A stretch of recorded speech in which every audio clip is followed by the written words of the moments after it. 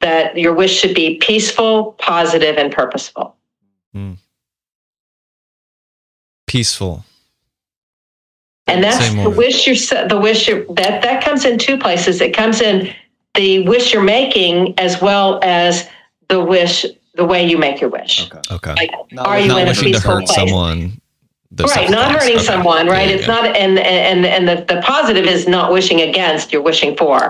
Yes. Okay. And the science of wishing for is much more powerful on how our brains work, right? So I wish, and I've got a really cute children's book I've got over here, but it's called Cosmic Wishes, and it's got the 3 Ps as an example. The first book is about the 3 Ps, and it shows some examples of like before, and then you add the science of wishing, because that's my big premise is you can take a wish. We've all known what those are. But when you start adding the science, you turn it into what I call a cosmic wish, right? Gotcha. And that it makes your wish that much more powerful and brings more into your control.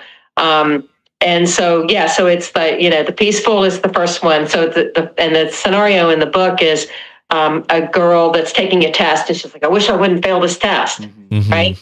But then she says, and then she turns to add the peaceful, the polyvagal system starts to relax, and then she makes the wish, I wish to be calm and peaceful as I take this test, right? There we go. And so then all of a sudden that opens up the parts of your brain that make you more creative, that make you take the test better, right? Yeah. And then the positive one is, not wishing against, but wishing for. And also having a positive frame of mind, like you can see yourself, you can believe this, you're kind of jiving with it. And the example in the children's book is the first picture is of a preteen girl, and she's got all these books and her computer in front of her, and her little sister's trying to get her attention, and she's like, I wish my little sister would leave me alone.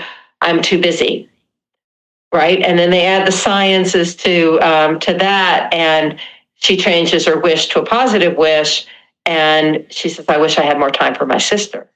Mm-mm.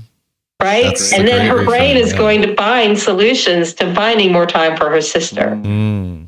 Right? Yeah, Isn't that? Yeah. That's really beautiful. And then the third one is purposeful. And, that's obviously what you're wishing for and how you're wishing, like you do see other people benefiting.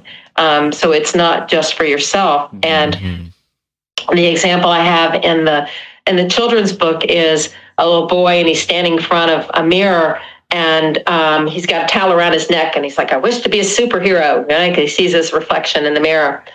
And then they add the sciences to that, and he said, and mirror neurons and all these really cool things. And he says, I wish to be a superhero so I can help people.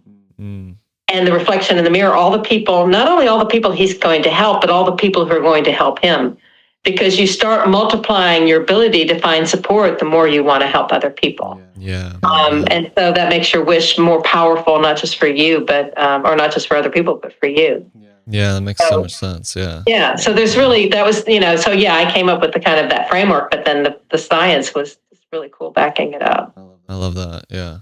Yeah. It makes a lot of sense, just in taking it back to, maybe I said this in the meditation, just the idea that we are little individual components of something much bigger than us, Right. Whether we call it soul or the collective unconsciousness or whatever it is, like there is something that like the human spirit, the organism that we're individual cells of, like is going to nurture and support endeavors that are going to be purposeful in the terms that you're using.